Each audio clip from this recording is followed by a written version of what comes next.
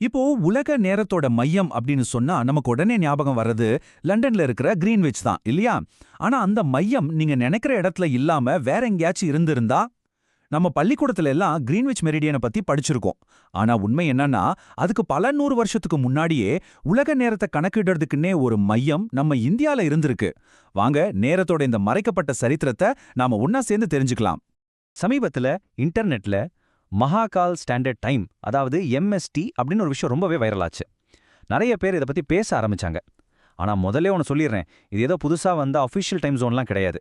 இது நம்ம நாட்டோட பழம்பொருமையை ஞாபகப்படுத்துற ஒரு முயற்சி தான். ஆனாலும் இது ஒரு ரொம்ப முக்கியமான உரையாடலை ஆரம்பிச்சு வச்சிருக்கு. அப்போ இந்த மகாகால் ஸ்டாண்டர்ட் டைம்ங்கிற ஐடியா எங்கிருந்து தான் வந்துச்சு? இதோட மூலத்தை தெரிஞ்சுக்க நாம 1-2 வருஷம் இல்ல, பல ஆயிரம் வருஷம் பின்னோக்கி ஒரு டைம் டிராவல் பண்ணணும். வாங்க இந்தியாவோட அந்த பழங்கால நேர கணக்கீட்டு முறைக்குள்ள போய் பார்க்கலாம். இந்த பகுதியில நம்ம இந்தியாவோட ஒரு பண்டைய கிரீன்விச்னு சொல்லப்படுற ஒரு ஊரை பத்தி தான் பார்க்க போறோம். அந்த ஊர் தான் உஜ்ஜயினி. அது எப்படி உலகத்தோட முதல் பிரைம் மெரிடியனா இருந்துச்சுங்கிறத நாம இப்போ அலசி ஆராயலாம். சரி, முதல்ல பிரைம் மெரிடியன்னா என்னன்னு ரொம்ப சிம்பிளா புரிஞ்சுக்கலாம். நம்ம பூமிய நார்த்ல இருந்து சவுத்துக்கு, அதாவது மேல இருந்து கீழா பிரிக்கிற ஒரு கற்பனையான கோடு தான் இந்த பிரைம் மெரிடியன். இதோட கணக்கு 0 டிகிரி லாங்கிடியூட். உலக நேரத்தையும் ஒரு இடத்தோட லொகேஷனையும் தெரிஞ்சுக்க இதுதான் ஒரு பொதுவான ஸ்டார்டிங் பாயிண்ட். இன்னைக்கு இந்த கோடு லண்டன்ல இருக்கிற கிரீன்விச் வழியா போகுது. இப்போ இந்த டைம்லைனை கொஞ்சம் பாருங்களேன், ரொம்ப சுவாரஸ்யமா இருக்கும். கிமு 4ஆம் நூற்றாண்டிலேயே, அதாவது பல ஆயிரம் வருஷத்துக்கு முன்னாடியே நம்மளோட முக்கியமான வானியல் நூலான சூரிய சித்தாந்தம் உஜ்ஜயினி தான் இந்தியாவோட பிரைம் மெரிடியன்னு சொல்லியிருக்கு.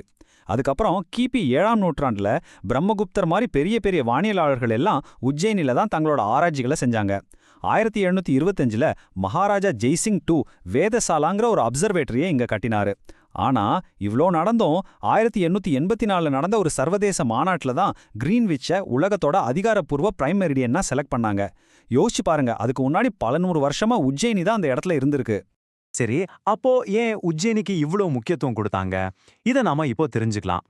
இது வெறும் ஜியாகிரபி சம்பந்தப்பட்ட விஷயம் மட்டும் இல்லைங்க. இதுல சயின்ஸ், ஸ்பிரிச்சுவாலிட்டி, அதாவது அறிவியல், ஆன்மீகம் எல்லாமே ஒன்னு சேர்ற ஒரு அண்டவெளியின் சந்திப்புன்னே சொல்லலாம். உஜ்ஜயினியோட லொகேஷனே ரொம்ப ஸ்பெஷல்.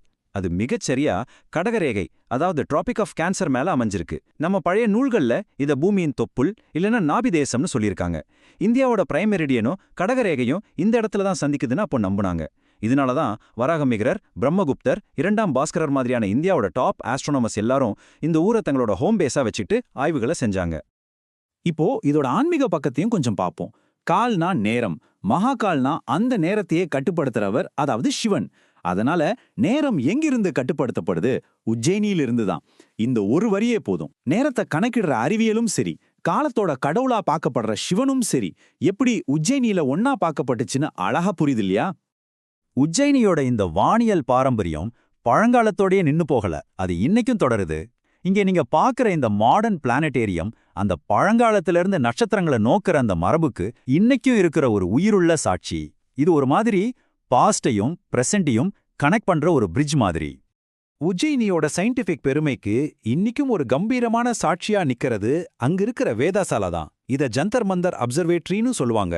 வாங்க அந்த நட்சத்திரங்களை பார்க்கறதுக்கான ஒரு ஜன்னலை பத்தி நாம இன்னும் கொஞ்சம் தெரிஞ்சுக்கலாம். இந்த அப்சர்வேட்டரிய 1725ல மகாராஜா ஜெய்சிங் II தான் கட்டினாரு. அவர் சும்மா ஒரு ராஜா மட்டும் கிடையாது, அவர் ஒரு திறமையான போர் வீரர். அது மட்டும் இல்லாம வானியல்ல ரொம்பவே ஆர்வம் கொண்ட ஒரு பெரிய அறிஞர். இங்க இருக்கிற கருவிகள் எல்லாம் கல்லுல செஞ்சதுனாலும் அதோட துல்லியம் நம்மள அசர வைக்கும். முதல்ல சம்ராத் யந்திரம். இது ஒரு பெரிய சூரிய கடிகாரம். இதோட நிழல் லோக்கல் டைமை வெறும் 2 செகண்ட் அக்யூரசியோட காட்டுமா. அடுத்து நாடி வலயா யந்திரம். ஒரு நட்சத்திரம் நார்தர்ன் ஹெமிஸ்பியர்ல இருக்கா இல்ல சதர்ன் ஹெமிஸ்பியர்ல இருக்கான்னு இது கண்டுபிடிச்சு சொல்லும். அப்புறம் திகன்ஷா யந்திரம். இது நட்சத்திரங்களோட ஆங்கிள கணக்கு போட உதவும். கடைசியா பித்தி யந்திரம். இது ரொம்ப ஸ்பெஷல், ஏன்னா இது உஜ்ஜயினில மட்டும்தான் இருக்கு. ஒரு நிமிஷம், உஜ்ஜயினிக்கு இவ்வளவு முக்கியத்துவம் இருந்தா அப்புறம் எப்படி எல்லாமே மாறுச்சு? எப்படி கிரீன்விச் உலகத்தோட மையமா வந்துச்சு? உங்க மனசுல இந்த கேள்வி கண்டிப்பா வந்திருக்கும். வாங்க அதுக்கான காரணத்தை இப்போ பார்க்கலாம். 19ஆம் நூற்றாண்டுல ஒரு பெரிய மாற்றம் வந்துச்சு. ரயில்வே, டெலிகிராஃப்னு உலகமே வேகமா கனெக்ட் ஆக ஆரம்பிச்சது. அதனால உலகத்துக்கே ஒரே ஒரு பொதுவான டைம் வேணுங்கிற தேவை ஏற்பட்டுச்சு. இதுக்காக 1884ல ஒரு இன்டர்நேஷனல் கான்ஃபரன்ஸ் நடத்தினாங்க. அப்போ பிரிட்டிஷ் சாம்ராஜ்யம் தான் உலகத்துல ஒரு பெரிய கடல் சக்தியா இருந்துச்சு. உலகத்துல இருந்த 70% மேலான கப்பல்கள் கிரீன்விச் மெரிடியனை வச்சு வரைஞ்ச மேப்ஸை தான் யூஸ் பண்ணாங்க. லண்டன் உலக வர்த்தகத்தோட மையமாவும் இருந்துச்சு. சோ இந்த மாதிரி அரசியல், வர்த்தகம், கடல் ஆதிக்கம்னு சில பிராக்டிக்கல் காரணங்களுக்காக கிரீன்விச் உலக நேரத்தோட மையமா ஏத்துக்கப்பட்டுச்சு. ஓகே, கிரீன்விச் தான் இன்னைக்கு உலக நேரத்தோட மையம். அது சரி, ஆனா அப்போ உஜ்ஜயினியோட கதை முடிஞ்சு போச்சா? இல்லவே இல்ல. அதோட பாரம்பரியம் இன்னிக்கும் ஏன் முக்கியம்னு தெரிஞ்சுக்கலாம் வாங்க. உங்களுக்கு ஒரு சர்ப்ரைசிங்கான விஷயம் சொல்லவா? நாம இன்னைக்கு ஃபாலோ பண்ற இந்தியன் ஸ்டாண்டர்ட் டைம், அதாவது ISTக்கும் உஜ்ஜயினியோட உண்மையான லோக்கல் டைமுக்கும் கிட்டத்தட்ட 29 நிமிஷம் வித்தியாசம் இருக்கு. இன்னும் இன்ட்ரெஸ்டிங்கான விஷயம் என்னன்னா, நிறைய பாரம்பரிய ஹிந்து பஞ்சாங்கங்கள், ஜாதகங்கள் எல்லாம் இன்னிக்கும் இந்த உஜ்ஜயினி நேரத்தை வச்சு தான் கணக்கிடப்படுது. பாத்தீங்களா, அதோட மரபு இன்னிக்கும் உயிரோட தான் இருக்கு. சரி, இப்போ நம்ம ஆரம்பிச்ச இடத்துக்கே திரும்ப வருவோம். அந்த MST குழப்பத்துக்கு ஒரு முடிவு கட்டிடுவோம்.